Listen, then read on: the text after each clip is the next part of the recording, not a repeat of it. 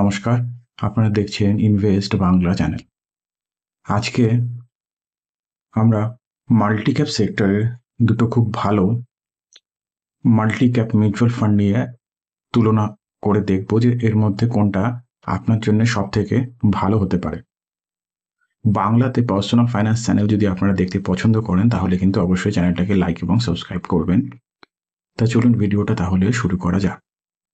যে দুটো ফান্ড নিয়ে আমরা তুলনা করব তার মধ্যে প্রথমটা হচ্ছে Nippon India multi cap fund আর দ্বিতীয়টা হচ্ছে কোয়ান্ট অ্যাক্টিভ ফান্ড। এই দুটোই মাল্টি ক্যাপ ক্যাটাগরির মিউচুয়াল ফান্ড। তা প্রথমে বলি যে এই মাল্টি ক্যাপ ক্যাটাগরির মিউচুয়াল ফান্ড নামটা কেন হলো। মাল্টি ক্যাপ ফান্ড মানে যেখানে 75% মিনিমাম ইনভেস্টমেন্ট ইকুইটি বা ইকুইটি রিলেটেড যে ইনস্ট্রুমেন্টগুলো আছে সেগুলোতে যদি ইনভেস্টমেন্ট হয়ে থাকে তাহলে সেই মিউচুয়াল ফান্ডটাকে মাল্টি ক্যাপ ক্যাটাগরির মিউচুয়াল ফান্ড বলা হয়। এই মাল্টি ক্যাপে আপনি large cap, mid cap, small cap সমস্ত রকম সেক্টরে কিন্তু ডাইভার্সিফিকেশন ইনভেস্টমেন্ট আপনি দেখতে পাবেন। তা এই নিপন ইন্ডিয়া মাল্টি ক্যাপ আর কোয়ান্ট অ্যাক্টিভ ফান্ড এই দুটোই কিন্তু মাল্টি ক্যাপ ক্যাটাগরির দুটো খুব ভালো ফান্ড। ইনভেস্টররা এই দুটো ফান্ডে কিন্তু ইনভেস্টমেন্ট করছে। তো এই দুটো ফান্ডের মধ্যে তাহলে আমরা একটু আলোচনা করে দেখি।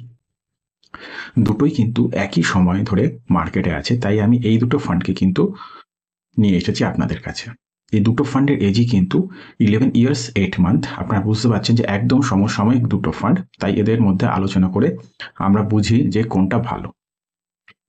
দুটো ফান্ড মাল্টি ক্যাপ ক্যাটাগরির, দুটো ফান্ডই ইকুইটি ক্যাটাগরির ওপেন এন্ডেড মিউচুয়াল ফান্ড, আর দুটোরই লঞ্চ ডেট কিন্তু সমান, দুটোই 11 বছর 8 মাস ধরে মার্কেটে আছে।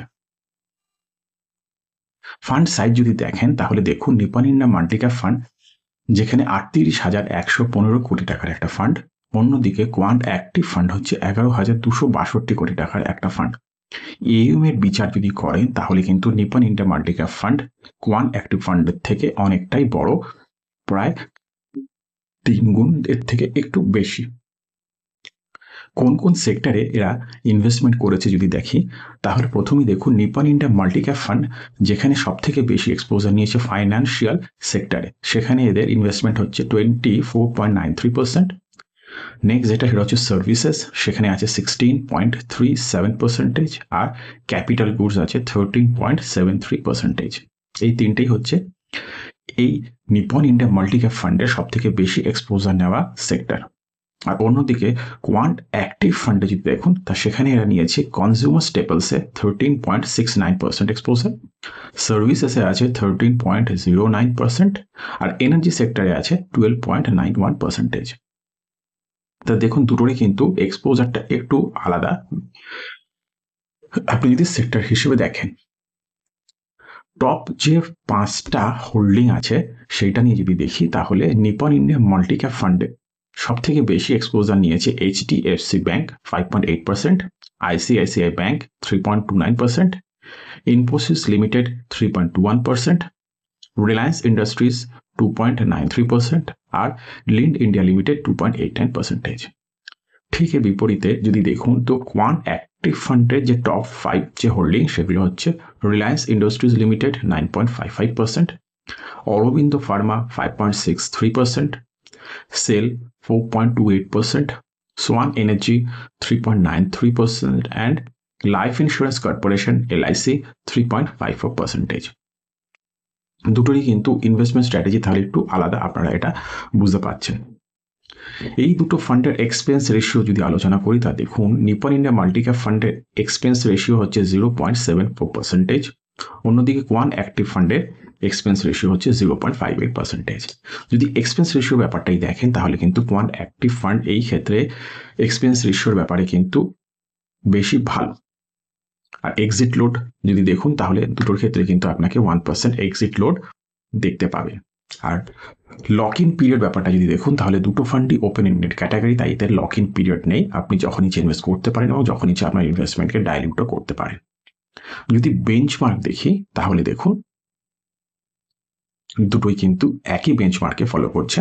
নিফটি 500 মাল্টি ক্যাপ 50:25:25 TRI দুটোই কিন্তু সেম বেঞ্চমার্কে ফলো করছে। মিনিমাম ইনভেস্টমেন্ট যদি দেখুন তাহলে নিপন ইন্ডিয়া মাল্টি ক্যাপ ফান্ডে আপনি 500 টাকা এসআইপি চালু করতে পারেন, আর লামসাম আপনি এক্ষেত্রে 1000 টাকা দিয়ে স্টার্ট করতে পারেন।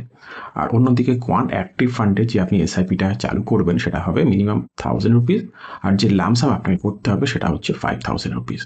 তা ইনভেস্টমেন্টের হিসেবে যারা একটু কম টাকা দিয়ে লামসাম বা এসআইপি করতে চান তাদের ক্ষেত্রে নিপন ইন্ডিয়া মাল্টি ক্যাপ ফান্ডটা কিন্তু ভালো, কারণ এক্ষেত্রে আপনাকে একটু কম টাকাতেই এসআইপি বা লামসাম করতে পারছেন। অন্যদিকে কোয়ান্ট অ্যাক্টিভ ফান্ডে কিন্তু এই থ্রেশহোল্ড লিমিটটা একটু বেশি। কিরকম রিটার্ন এই দুটো ফান্ড আপনাকে দিয়ে আসছে সেটা একটু দেখা যাক। যদি রিটার্ন দেখেন তাহলে Nipon India multi cap fund last 3 মাসে আপনাকে দিয়েছে 8.21% রিটার্ন। অন্যদিকে কোয়ান্ট অ্যাক্টিভ ফান্ড দিয়েছে 1.96% রিটার্ন। তা দেখুন নিপন ইন্ডিয়া কিন্তু লাস্ট 3 মাসে আপনাকে বেশ অনেকটাই বেশি রিটার্ন দিয়েছে। লাস্ট 6 মান্থসের যদি রিটার্ন দেখেন তাহলে Nipon India multi cap fund return দিয়েছে 27.43%, আর অন্যদিকে কোয়ান্ট অ্যাক্টিভ ফান্ড দিয়েছে 18.13%। তা লাস্ট 6 মান্থসের হিসেবেও কিন্তু Nipon India multi cap fund আপনাকে বেশি রিটার্ন দিয়েছে। লাস্ট 1 ইয়ারের যদি রিটার্ন দেখেন তাহলে নিপন ইন্ডিয়া দিয়েছে 48.79% রিটার্ন, আর কোয়ান্ট অ্যাক্টিভ ফান্ড দিয়েছে 43.04% রিটার্ন। তা এই ক্ষেত্রে লাস্ট 1 ইয়ারও কিন্তু নিপন ইন্ডিয়াই উইনার। লাস্ট 3 বছরে যদি রিটার্ন দেখেন সেক্ষেত্রেও দেখুন নিপন ইন্ডিয়া যেখানে আপনাকে 29.25% রিটার্ন দেখাচ্ছে, সেখানে কোয়ান্ট অ্যাক্টিভ ফান্ড কিন্তু 22.43% রিটার্নই দিয়েছে।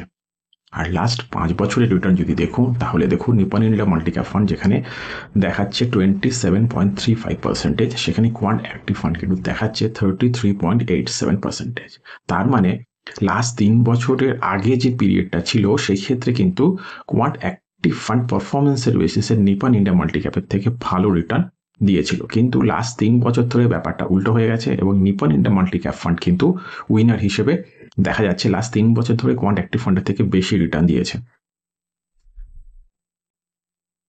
এবারে কিছু রেশিও যদি দেখি, খুব গুরুত্বপূর্ণ রেশিওগুলো, তাহলে সবার আগে বলবো standard deviation. Nipon India multi cap ফান্ডের যে স্ট্যান্ডার্ড ডেভিয়েশন সেটা হচ্ছে 13.09, আর কোয়ান্ট অ্যাক্টিভ ফান্ডের স্ট্যান্ডার্ড ডেভিয়েশন হচ্ছে 15.88। স্ট্যান্ডার্ড ডেভিয়েশন যত কম হবে সেটাই কিন্তু প্রেফারেবল। এই ক্ষেত্রে নিপন ইন্ডিয়া মাল্টি ক্যাপ ফান্ডের স্ট্যান্ডার্ড ডেভিয়েশন কিন্তু কম, তাই এটাই কিন্তু বেশি প্রেফার করা উচিত, কারণ স্ট্যান্ডার্ড ডেভিয়েশন বেশি হওয়াটা ভালো না। তারপর যেটা নেক্সট সেটা হচ্ছে গিয়ে শার্প রেশিও। এই শার্প রেশিওটা হচ্ছে এই ফান্ডের রিস্ক অ্যাডজাস্টেড রিটার্ন, তার মানে পার ইউনিট রিস্কের এগেনস্টে কতটা রিটার্ন এই ফান্ড জেনারেট করেছে সেটা এইখান থেকে দেখা যায়। তা এই ক্ষেত্রে শার্প রেশিও যত বেশি হবে সেটাই কিন্তু প্রেফারেবল। এই ক্ষেত্রে নিপন ইন্ডিয়া মাল্টি ক্যাপ ফান্ডের যে শার্প রেশিও সেটা হচ্ছে 1.68, আর অন্যদিকে কোয়ান্ট অ্যাক্টিভ ফান্ডের যে শার্প রেশিও সেটা হচ্ছে 1.12। তো শার্প রেশিও হিসেবেও কিন্তু নিপন ইন্ডিয়া মাল্টি ক্যাপ ফান্ডটা কিন্তু একটু বেটার। নেক্সট যেটা সেটা হচ্ছে বিটা। বিটা হচ্ছে এমন একটা জিনিস যেটা থেকে আমরা বুঝতে পারি যে সেই ফান্ডের ভোলাটিলিটি বা রিস্ক ব্যাপারটা কিরকম। এই ক্ষেত্রে বিটা যত কম হবে ততই কিন্তু ভালো। এক্ষেত্রে নিপন ইন্ডিয়া মাল্টি ক্যাপের ফান্ডটার বিটা হচ্ছে 0.98, আর অন্যদিকে কোয়ান্ট অ্যাক্টিভ ফান্ডের যে বিটা সেটা হচ্ছে 1.09। তা শুধু বিটা হিসেব যদি দেখেন সেই ক্ষেত্রে কিন্তু নিপন ইন্ডিয়া মাল্টি ক্যাপ এর প্রেফারেন্সটা একটু বেশি পাওয়া দরকার। নেক্সট যেটা সেটা হচ্ছে শর্ট ইনু রেশিও। শর্ট ইনু রেশিও দেখায় যে পার ইউনিট ডাউন সাইড রিস্কে কতটা রিটার্ন জেনারেট করা হয়েছে। এই ক্ষেত্রেও যেটা হায়ার হবে সেটাই কিন্তু প্রেফারেবল। তা নিপন ইন্ডিয়া মাল্টি ক্যাপ ফান্ডের যে শর্ট ইনু রেশিও সেটা হচ্ছে 2.75, আর অন্যদিকে কোয়ান্ট অ্যাক্টিভ ফান্ডের যে শর্ট ইনু রেশিও সেটা হচ্ছে 1.76। তাই শর্ট ইনু রেশিও যদি দেখেন সেই ক্ষেত্রে নিপন ইন্ডিয়া কিন্তু প্রথম পছন্দ হওয়া উচিত। লাস্ট যেটা সেটা হচ্ছে আলফা। এটা খুব দরকারি। আলফা দিয়ে আমরা বুঝতে পারি যে সেই ফান্ডটা আপনার বেঞ্চমার্কের এগেনস্টে কত ভালো রিটার্ন জেনারেট করছে। এক্ষেত্রে নিপন ইন্ডিয়া মাল্টি ক্যাপ ফান্ডের যে আলফা সেটা হচ্ছে 10.6, আর অন্যদিকে কোয়ান্ট অ্যাক্টিভ ফান্ডের যে আলফা সেটা হচ্ছে 4.1। এই দুটো ফান্ডের মধ্যে আলফা যদি দেখেন তো নিপন ইন্ডিয়া মাল্টি ক্যাপ ফান্ডের আলফা অনেকটাই বেশি দেখাচ্ছে কোয়ান্ট অ্যাক্টিভ ফান্ডের থেকে। তার মানে বেশি রিটার্ন কিন্তু এই ফান্ডটাই আপনাকে দিতে পারে। ইনভেস্টমেন্ট পার্সপেক্টিভে দেখেন তাহলে দুটো ফান্ডই কিন্তু খুব ভালো।